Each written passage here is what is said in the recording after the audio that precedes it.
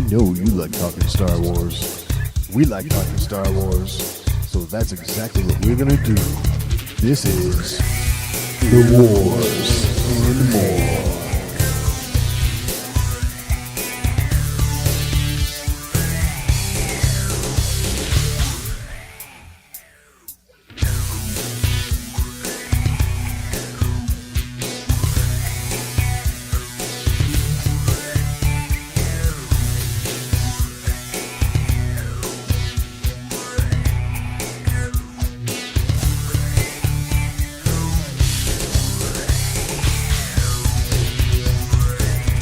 We're about 1 year out from episode 9, so that means I guess it's time for us all to hop on the rumor train.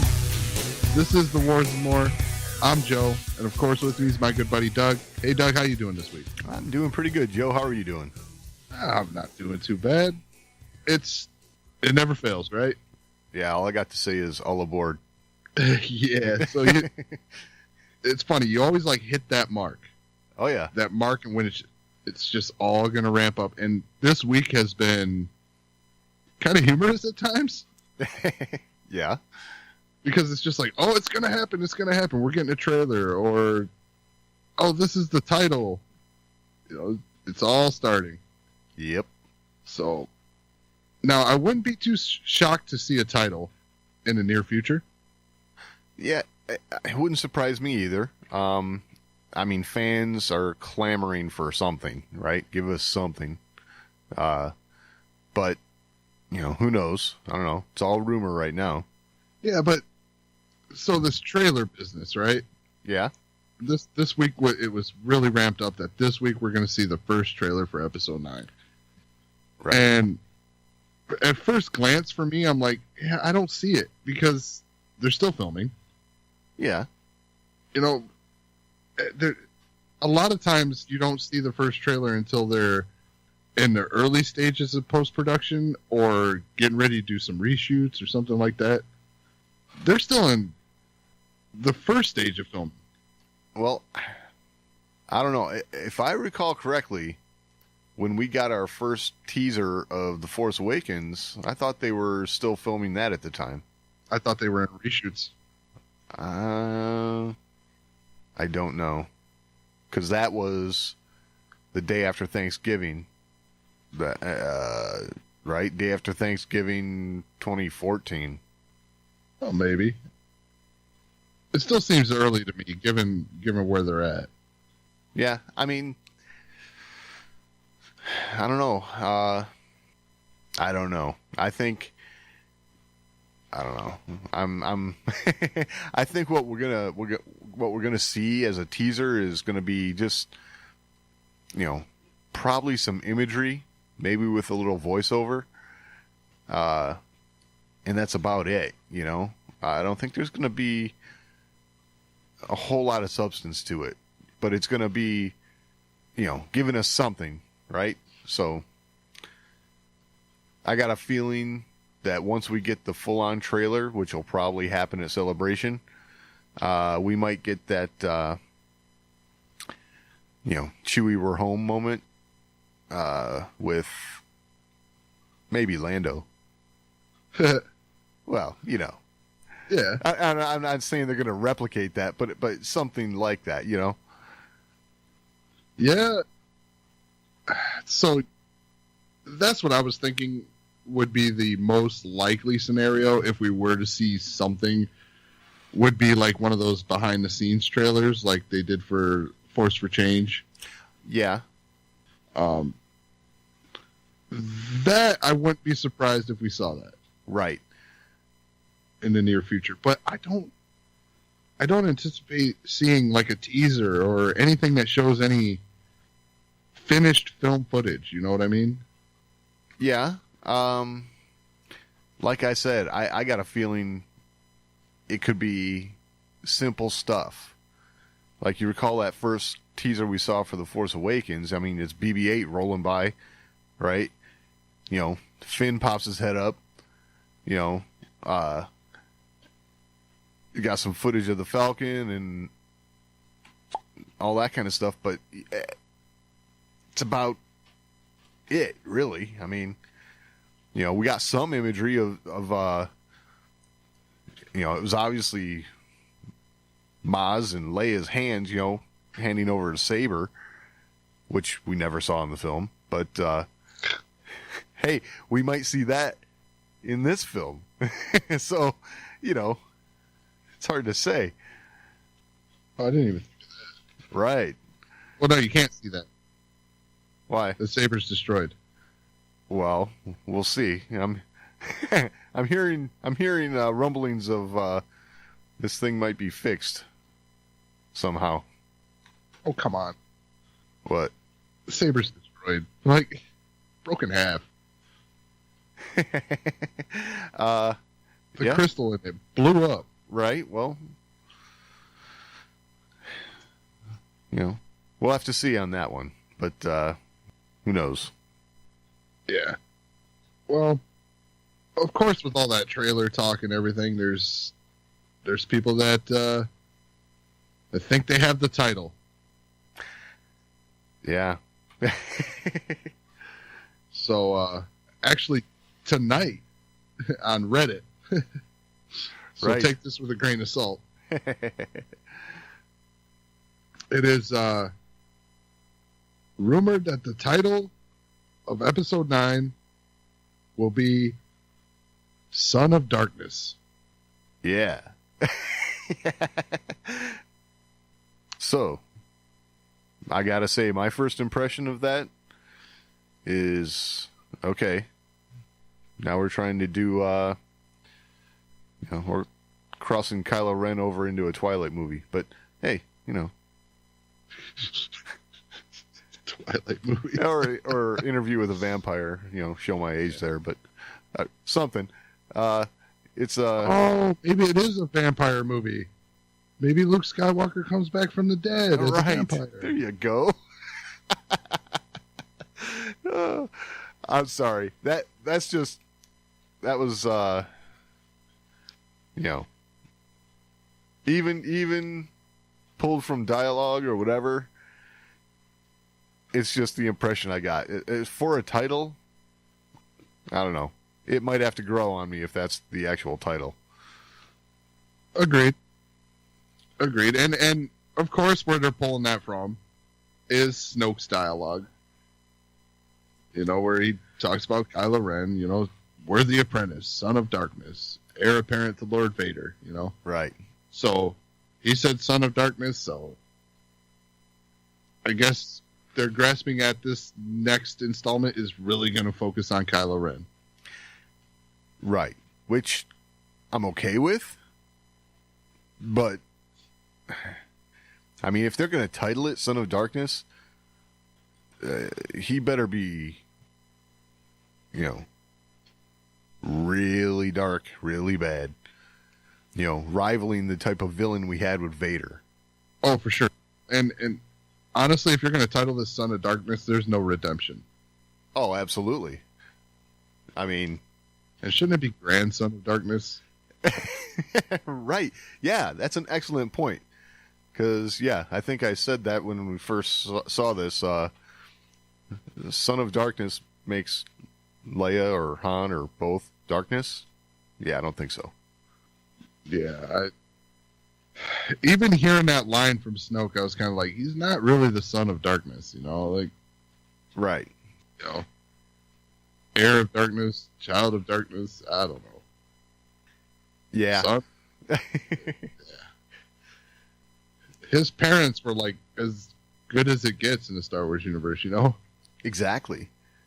Aside from Luke Skywalker, Leia's been on the path for good since Star Wars inception. I would argue that Luke struggled with darkness far more than Leia ever did. I mean, she pretty much fought for what was right her whole life. I mean, yeah, no argument. If we're pulling the the new EU into the canon, from the time she's a teenager, she's looking to help people throughout the galaxy. So, yeah, I see no darkness there. And Han, you know, when it comes down to it, he always does the right thing, right? I mean, he's always looking out for himself, but in the end, he'll always do the right thing. Well, yeah, even in his origin film there, right?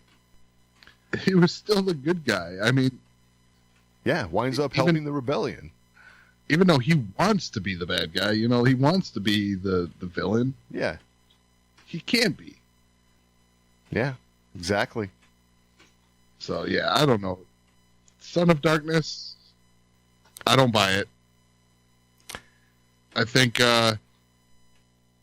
this is grasping. Yeah. What this is right here is, so today when we're recording this, today was the day that we were rumored to get a trailer. Right. Right? This is everybody that said we were going to get a trailer and is upset that we didn't. Saying, oh! Yeah. We got the title! Yeah. Now, it could be the title. We could be way off base here. But, yeah, I don't buy it. It doesn't... I don't know. This title doesn't scream Star Wars to me. Okay? The Force Awakens, it just makes you think Star Wars, right? It says Force right in the title. Okay? The Last Jedi, right in the title. That is a Star Wars specific thing. Son of Darkness, like I said, reminds me of vampire movies. I think if that's something, who knows? Lucasfilm might have leaked this just to get kind of like a reaction from fans. So, yeah, hey, listen up. Don't call it that. I don't know. Personally, as far as titles go, I think The Force Awakens and The Last Jedi were on the mark. You know, this just doesn't seem to be hitting it for me. Yeah. I don't know. I don't think you can counter this whole resurgence of the light side of the Force with, okay, it's the dark side again. Right. Yeah. I don't know. It I don't know. It also doesn't, like, and I don't want to dig too deep into this because we really know nothing, but some of the rumors I've been hearing as far as, like, plot rumors is, you know, this film is going to open with the galaxy is pretty much, you know, I shouldn't say happy, but we have a benevolent Kylo Ren ruling the galaxy. So, I don't know. That doesn't sound like Son of Darkness, at least to begin with. Yeah. It is kind of fantastic, though, that everything we're hearing, you hear this benevolent Kylo Ren rumor, right? Right. And then you hear a rumor that the title of the film's Son of Darkness, which, like, throws it a whole nother way. Exactly. So, I like this. I like that we truly have no idea what the hell is going on. Yeah, that's a good way to put it, too, because I was just thinking about that. Is everything that we've been spouting off here, there is nothing to back any of it up. So, hey, you know, it's always fun to talk about, you know, and when you hear something like this, you find it online, you know, gotta give it some thought, and my initial reaction was, yeah, I don't know, it's just not hitting it with me. Yeah, and it's not saying that this couldn't be the title and this title couldn't grow on us. It absolutely could. Right. It could. You know, if we get this for a title and then we see a trailer that kind of, you know, gives you some idea of what that title might mean or insinuate or something. Okay, if the trailer gives you something to back up that title a little bit, okay, cool. But on its face, without any context, it's just not hitting on all the Star Wars cylinders for me. Right, and I guess the biggest thing, the biggest thing that pulls me away from this title is this title means we need to see a really bad Kylo Ren. Right. We need to see Kylo Ren completely depart from the turmoil that we've seen. Yeah. There can't be this turmoil anymore if you call this Son of Darkness. He has to be the bad guy. Yes. Which, honestly, I want to see. Yeah, and I will say this. That kind of goes hand in hand with the rumor we had last week with the reassembled mask and all that kind of stuff.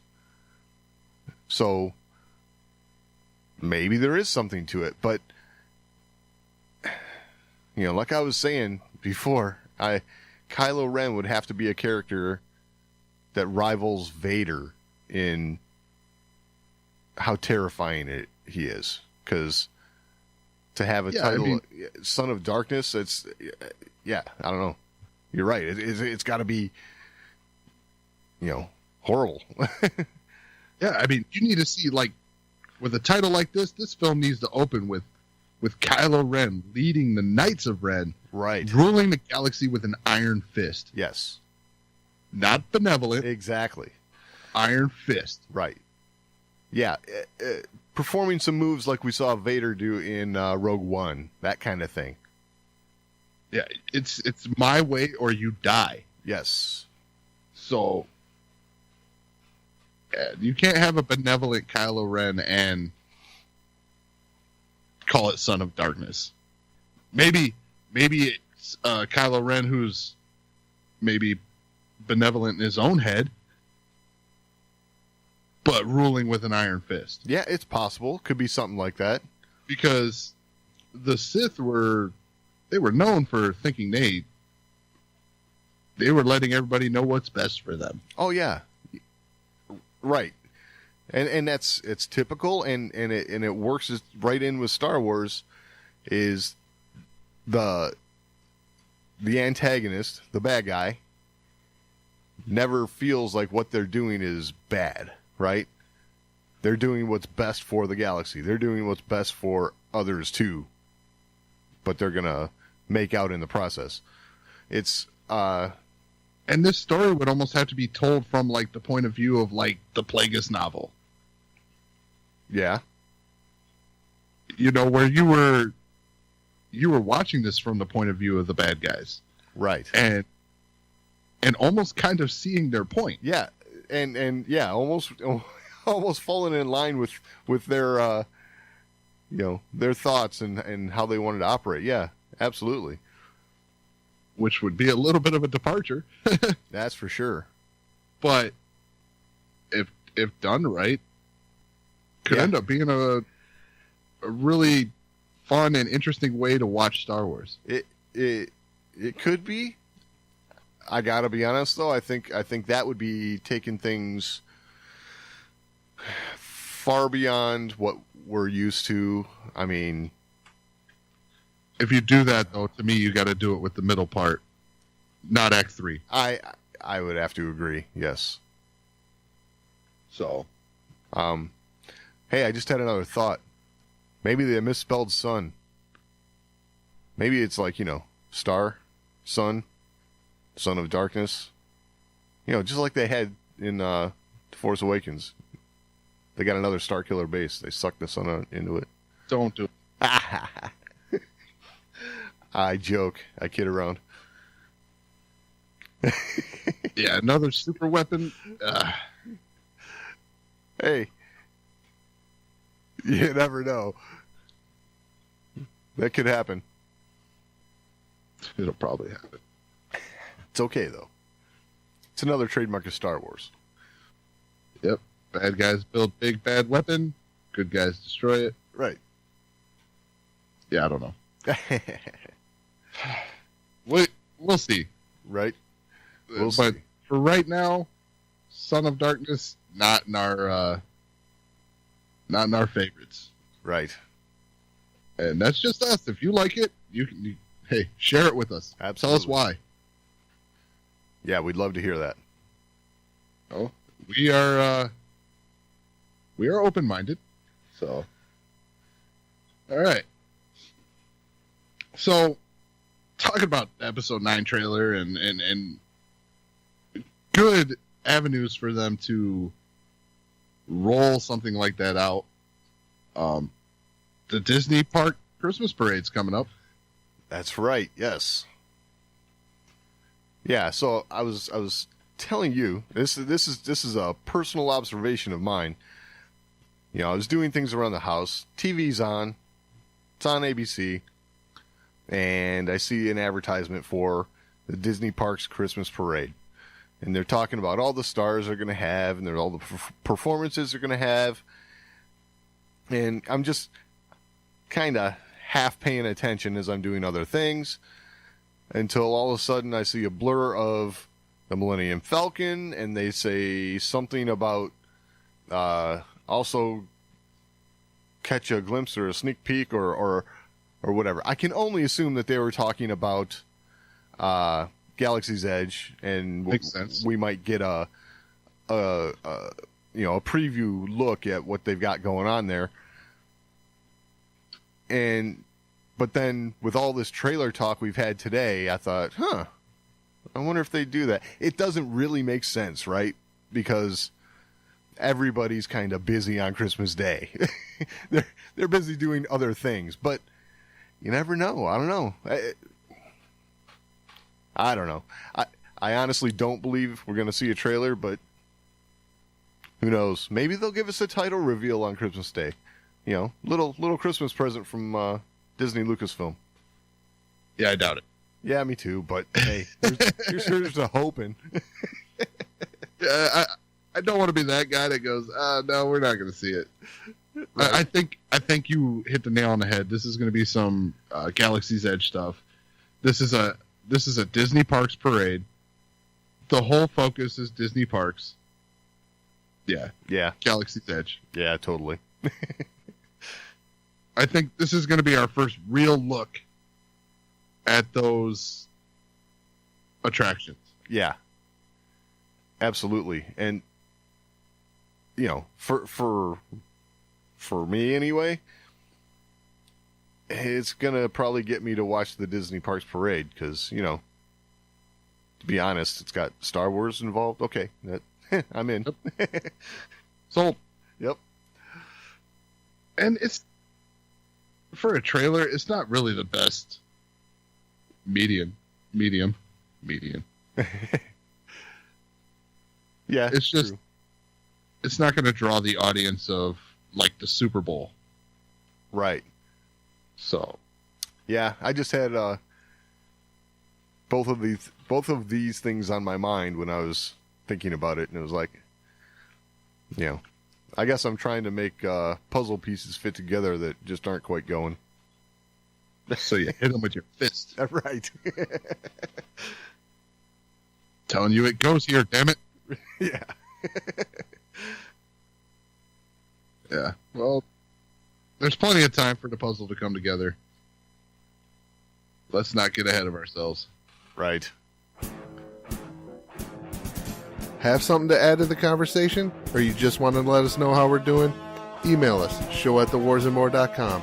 That's the best place to get in on the action. But if social media is a little more to your liking, @TheWarsandMore on Twitter is always a good place to interact with us. And we're also on Facebook, facebook.com/TheWarsandMore. And of course, your portal to this and everything else, The Wars and More, is thewarsandmore.com. All right, so we've talked about a lot of rumors and news we can't confirm. Finally, something that is confirmed. So, Ludwig Göransson is going to compose the score for The Mandalorian. Nice. Yeah, news we can confirm. I like it. Yeah. It's easy to get carried away with stuff you can't, right? Right. So, Ludwig Göransson he's done a lot of stuff recently, and it's kind of funny for the stuff that he's done. Yep. He's not really a household name. Right. Right. And I heard this announcement and I was like, who? Then they talked about the stuff he's done and I was like, oh, yeah, he's pretty good. How do I not know his name? Exactly. But, well, Star Wars fans will know his name now. And what's funny is he already kind of has a roundabout Star Wars connection. Right. Because he produced the album for Donald Glover. There you go. His Childish Gambino album. You had me going for a second. I was wondering, okay, how's he going to make this connection? There it is. Got it. Yeah, you're right. That's good. So I love the fact that he's got he's versatile in what he's doing, right? Mm-hmm. He's producing the Childish Gambino stuff. You know, he's writing score for Black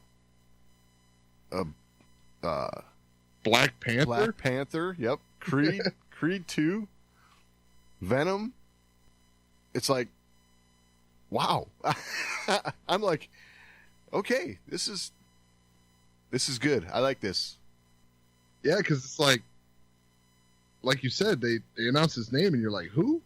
Yeah. And you see what he's done. It's like, oh, that's a great choice. Yep. So, yeah, this is exciting. Like, and it's exciting for a TV series, you know? Absolutely. Because for a TV series, this is a big name. Yeah, totally. I'm trying to pull it up actually right now too.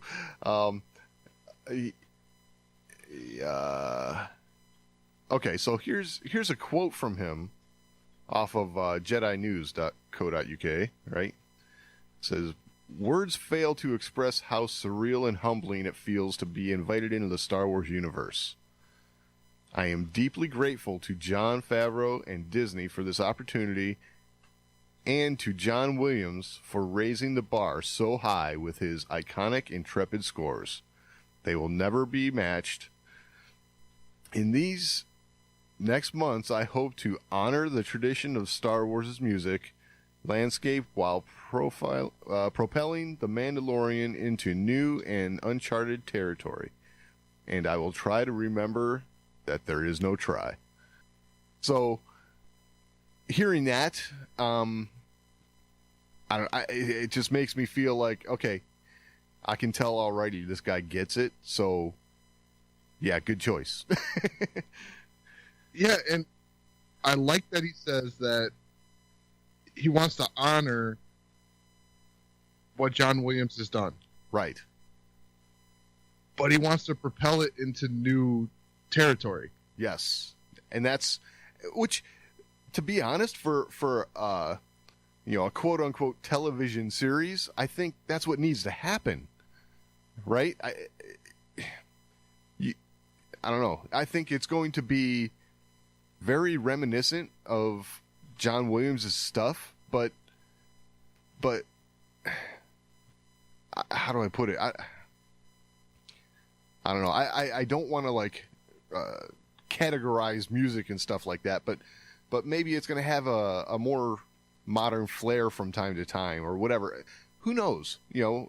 But I think for a television series style of score, you're going to need that sort of thing. You're going to have to be really versatile with music styles, and there's just going to be a lot of it, right? You can't have too much repetition of themes and stuff from week to week, so to say. You know what I'm saying? Right. You look at like what Kevin Kiner's done. Right. You pay homage, to John Williams. You use that as a jumping off point. Yeah, absolutely. And then, like was said here, you propel it into a new direction. Yep. And I like that because, as Star Wars fans, we kind of have a little bit of a stigma that we just want it to be the way it's always been done. And that's just not true. Right, exactly. The idea of it going into a new direction while still carrying on that old way of doing things is the way we like to see it. Exactly. Don't just come out there and throw some rock tunes in there. Right. I foresee us getting something, like he said, it's going to pay homage to what has come before, but be different enough to, take us into this next generation of Star Wars. But from time to time, when something big happens in the series, I could see us get hit in the face with a classic John Williams theme. Yeah. And that's exactly, in my mind, and believe me, I got nothing to do with this, but that's what I would love to see anyway. Yeah, mesh the new with the old. Right. Yeah, we always want to see it go in a new direction, but it being grounded in that universe while heading in a new direction is the way to do it. And it sounds like that's his idea for this. Right. Okay, here you are, you're in the familiar, and here we go. Now we're into new territory. Right. Propel us into that.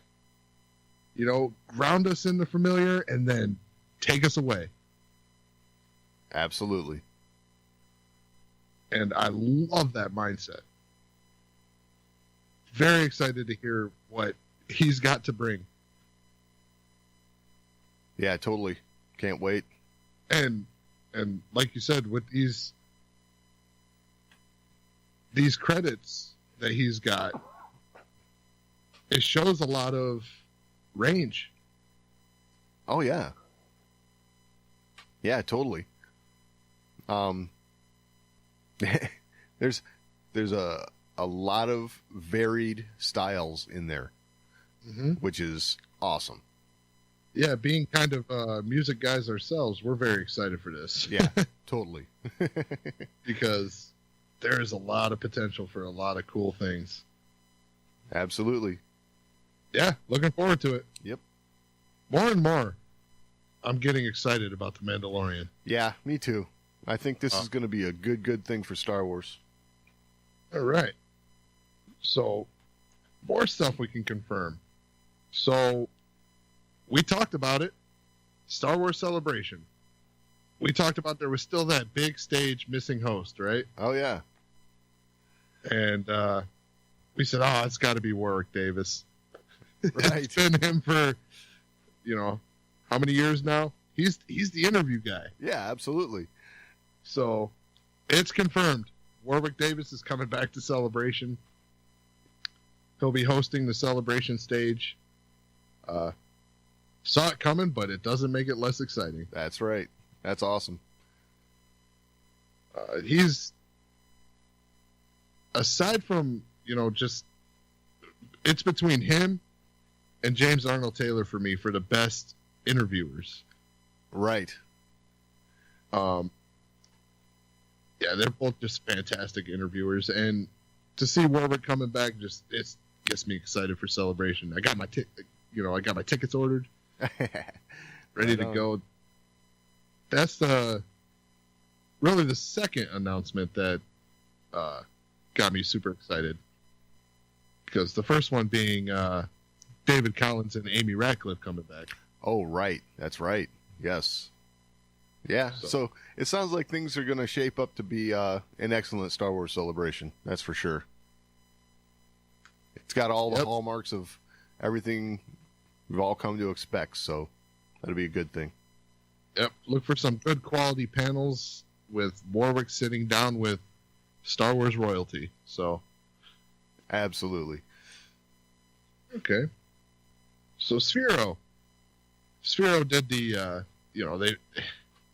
they come on the scene for Star Wars fans with the BB-8. Oh Troy. yeah. You remember that? Oh, still have one sitting here, right here. Yep. Mine's right here too. Uh-huh. Really a cool device, it's a lot of fun. But some bad news, Sphero is discontinuing their Star Wars and other Disney product lines. Yep, that's a bummer. Yeah, it's especially with the new film coming out, you got more potential for another product. Right. But I guess they're just not selling the way they used to.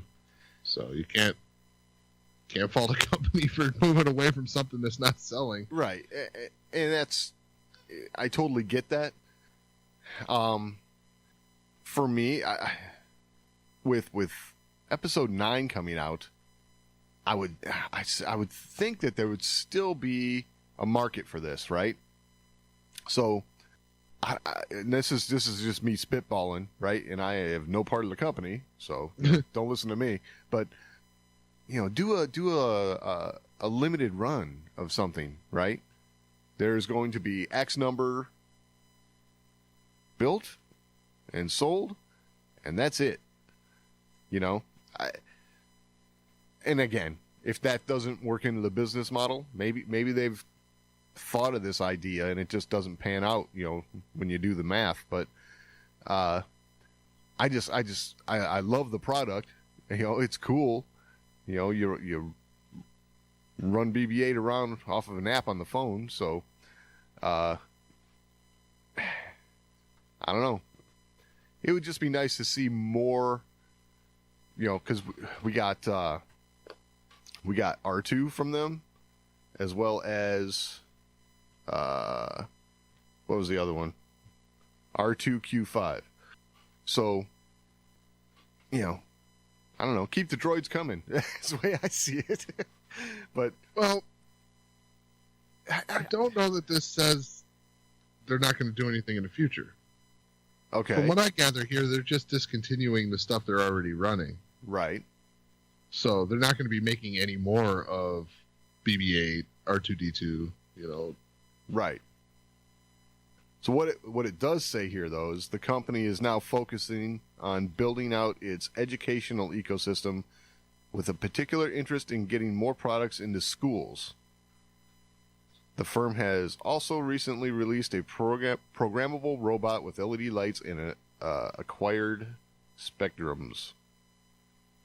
So, Yeah, but a new droid shows up and they say, we could sell a few 100,000 of these. Guess what? Yeah, I mean, well, I believe right here is, if I'm not mistaken, it says, let's see. I thought it said somewhere it sold these in the millions. Yeah. So, hey, I don't know. For someone like me, it was really cool to have because it gives you the opportunity to play around with a little droid, and it works really well. And, I am not an R2 builder or anything like that. I would love to be, but I haven't got the time, space, countless other things to be able to do that. So, You have some of those R2 units disposable income. Right. Yes. So this was cool to have, play around with. But, I guess if you haven't got one of these, and you'll want one, I'd keep an eye open for them and pick one up when you can. Yeah, snag it up before it's gone. So, yeah. Okay. So, Battlefront 2. Great news. If you have EA access on the Xbox One, Battlefront 2 has been added to the EA Access Vault, which means if you subscribe to EA Access, you can now play it for no additional charge. Excellent. Awesome. So that's great news. That's please go do it. I need more cannon fodder. Ah, nice. I will say, if I were to start playing, that's exactly what I'd be, is cannon fodder for you. That's for sure. No, but seriously, it's a good time to go play if you haven't played it yet. It's a fun game.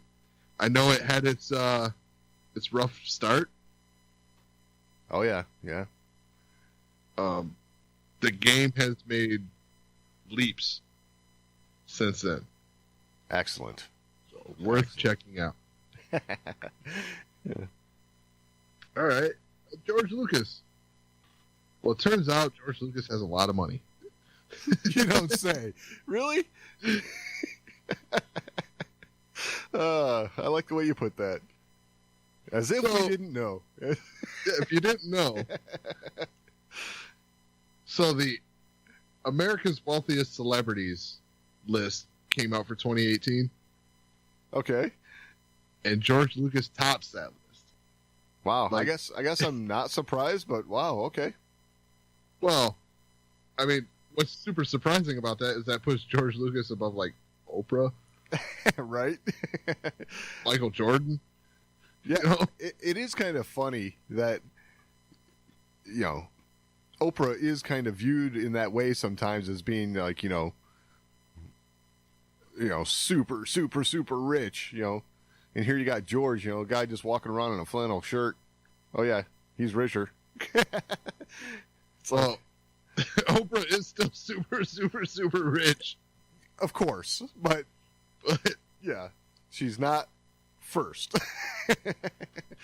So we'll just run down it a little bit here. Just so, number one being George Lucas at $5.4 billion. Nice. Hey, that's a little more than what he sold Star Wars for, you know. Yeah, so it's he's not hurting cents selling Star Wars. Right. It's not like he made $4 billion and then it dwindled from there. No, he's still making money. Yeah, that's for sure. And then number two, Steven Spielberg. Aha. At $3.7 billion. Again, no surprise there. Yeah. And then number three is the one that we thought would top the list, Oprah Winfrey, at $2.8 billion. And then Michael Jordan and the next one's a tie between Kylie Jenner and Jay-Z. Wow. So and there we're out of the billions. Yeah. They're only in the hundreds of millions. Yeah. For them. Yeah, exactly. That's funny. Hey, I've heard it said, you know, that, you know, money brings problems. So there's problems that money can solve, and then once you have money, there's a whole new sets of problems that you have. So I don't know. I think you know, a lot of these people that are in these positions, you know, we know George, you know, with the Museum of Narrative Arts and things like that. He's trying to basically give to the fan community in that way, right? Oprah has obviously done a lot for fans and for people in communities and things like that. So I think I don't know. Well, yeah, when it comes to philanthropy, I think Oprah tops that list. Yeah, I would have to agree there. But I guess my point is, you know, those people on that list do a lot for their fans and for communities around the country and stuff, and I think that's awesome. So, you know, it's cool to be on that list, but, you know, they do good work too, so awesome. Yeah, every single one of these people on this list, they do good work. So hard to be mad at them. Yeah, for sure. Plus, they've all worked hard to get there, so, you can't knock them for that. All right, so Andy Serkis. No surprise here. He wishes that Snoke survived. Right? Yeah. I mean, I think any of us could agree with that. If our character, if we were in Star Wars and our character died, we'd wish our character didn't die. Of course. What gets me about what he says here is when they asked him about finding out that Snoke was going to die in Episode 8, he says it was a bit of a shock. But I could see exactly why they were going that route, and I think it was a huge surprise in the middle of the film. But I really love the scene where Rey plays with Snoke. That's funny that he puts it that way. Yeah, I think it was the other way around. Yeah, me too. He says, that scene was fantastic. I just wish he'd survived. But who knows? ? So, yeah, I know. Dead. He's dead. But, so it's interesting to me to have him say, yeah, it was a bit of a shock. So, but, I can't imagine that they give the actors the heads up, right? Say, before their first table read or anything like that. Hey, by the way, your character's dead. Your character's dead. That sort of thing. You know what I mean? Yeah, I think I've said this a couple times, but that's actually, like, the way they handled Snoke. Yep. Was actually, to me, one of the coolest parts of The Last Jedi. Because of that shock value. Yeah. Because of the stage being set the way it was with Snoke, to have him removed like that, really just, like, okay, everything I expected was going to happen is not going to happen. Right. So now I'm wondering what's happening next. More so than I was before that. Yeah, we're all wondering, that's for sure. Yeah, because you expected him to be the Palpatine of the sequel trilogy, and it's just not the case. Right. Yeah. I guess with having, and it almost sounds negative, but it's really not for me. So I'm going to call it the baggage of the OT and the PT going into Episode 8. It would have been cool to get a little more background into Snoke before they eliminated him.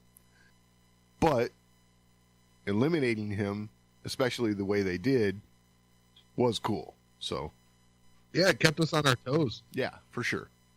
And not only that, but it showcased something that was always talked about the Darksiders, about their arrogance. Right.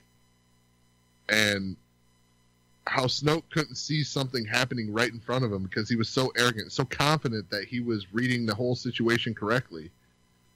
Exactly. That whole sequence, to me, masterfully done. Right. Yeah. I mean, I guess that's the part right there where, while he, quote unquote, wasn't looking, Kylo became powerful enough to, take out his master. So, yeah, to take the mantle. Yep. But, like Andy Serkis says, who knows? Yeah. But the writer of that scene, Ryan Johnson. So Ryan Johnson took to Twitter to thank Star Wars fans. All Star Wars fans. Yeah.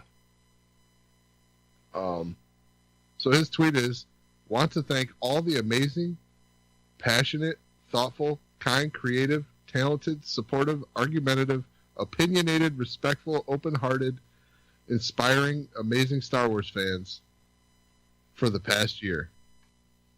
Glad to hear from and meet so many of you. Oh, sorry. Getting to hear from and meet so many of you has been the experience of a lifetime. Well, I gotta say, I like it. Yeah, it's a good way to celebrate 1 year of The Last Jedi. Absolutely.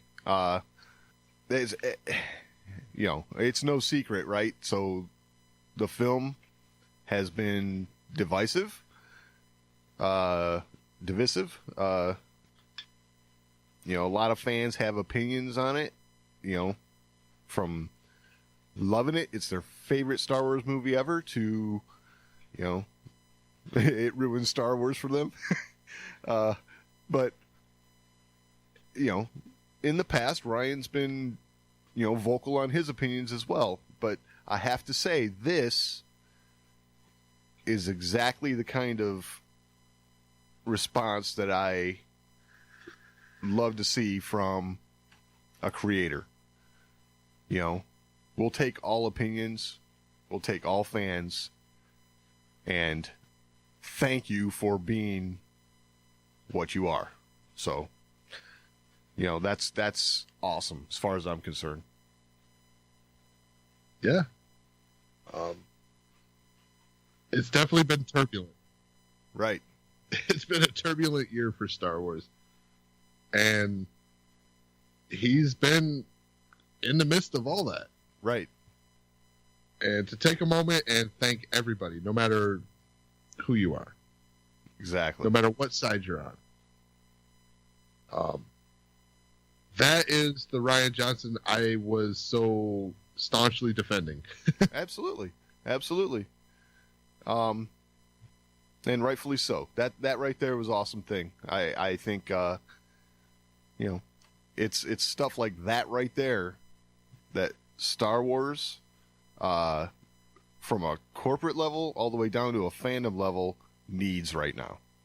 So that's good, because that was, as far as I'm concerned, that's like a uniting statement. So, yeah, and that's, to me, that's the guy right there that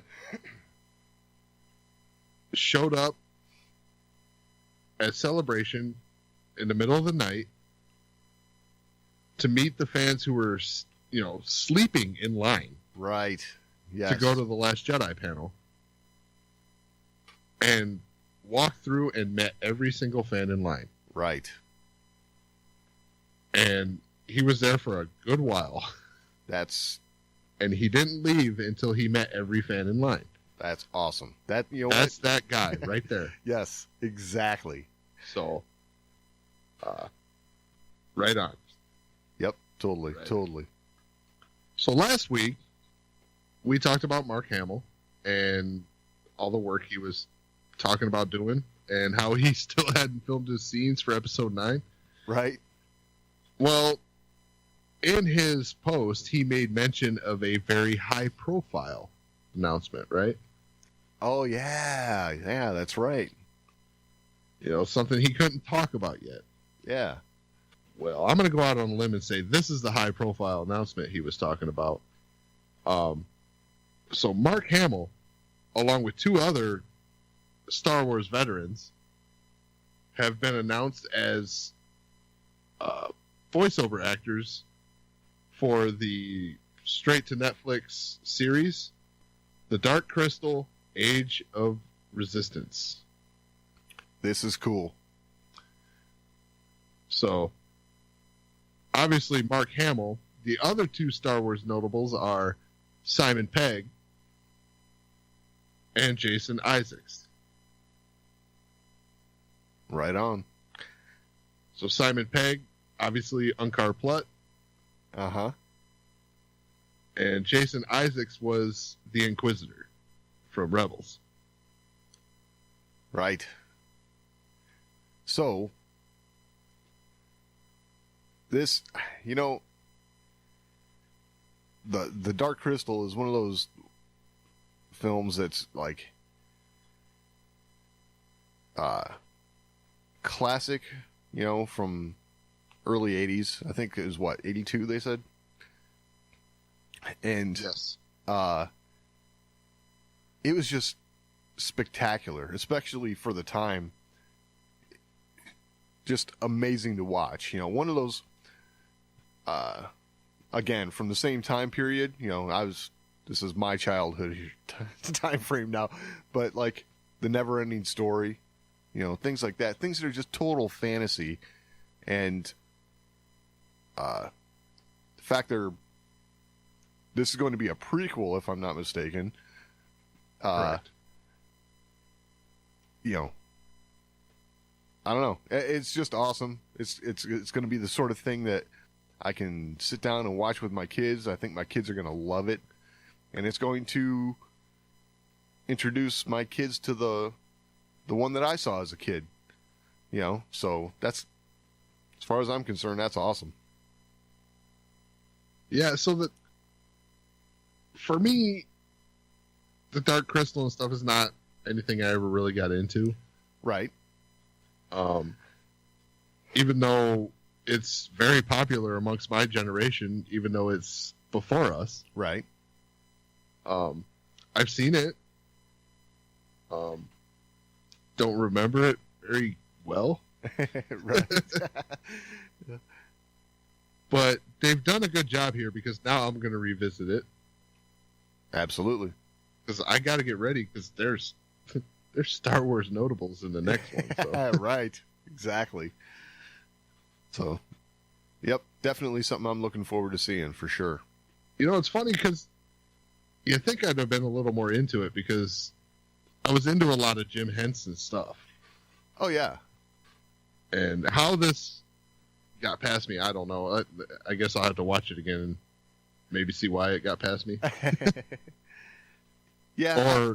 Or if it was just bad timing for me.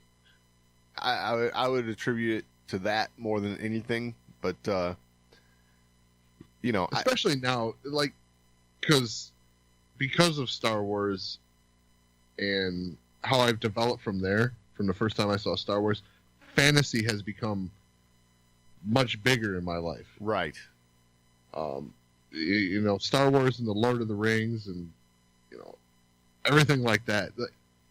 It kind of makes me wonder why I haven't gone back to Dark Crystal and given it another shot. Hey. Because people talk about it as one of the, like, what's the terminology I've seen for this? Is like one of the purest fantasy films of all time.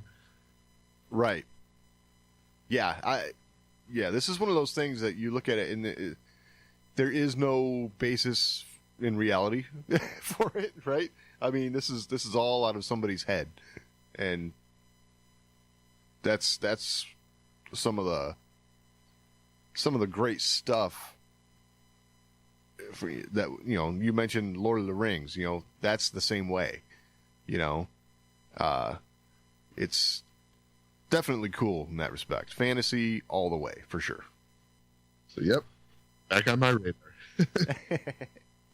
Which will make Crystal Ann very happy because she loves Dark Crystal. Oh, awesome. Dark Crystal. What was the one with David Bowie? Labyrinth? Labyrinth. Now that one I revisited. I still didn't like it. Hey, they can't all be home runs, right? Yeah, I can't say that because that'll make a lot of people upset. Because the Labyrinth fans, they really love Labyrinth. Right. Like, they're like Star Wars fans. Uh-huh. Like, in a lot of ways. So, yeah. Very cool, though. Mark Hamill, it seems fitting. Yeah, totally. One of the great voice talents of our time.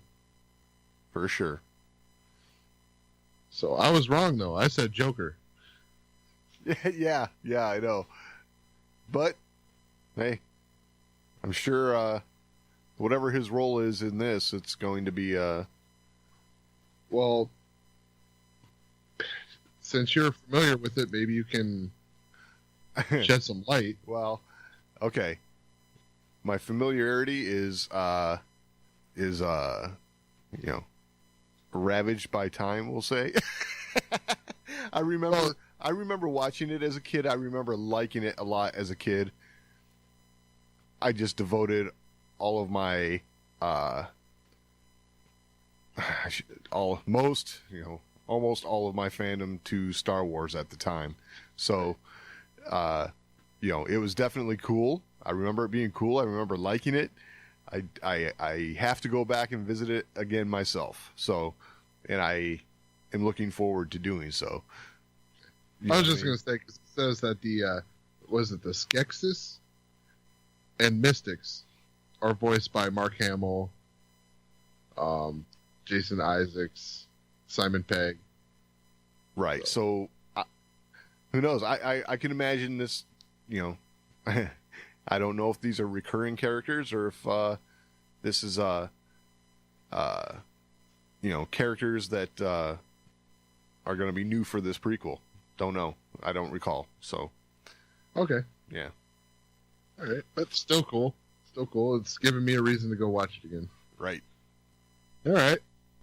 So I think that'll about do it for this week. If you have anything to add to the conversation, you can always email us, show@thewarsandmore.com. That's the best way to get a hold of us. We're also on social media. We're at The Wars and More on Twitter, facebook.com/thewarsandmore. And of course, you can find all of that and all the ways to find the show over at thewarsandmore.com. Any final thoughts this week, Doug? No, I think that about covers it. All right. We'll talk next week.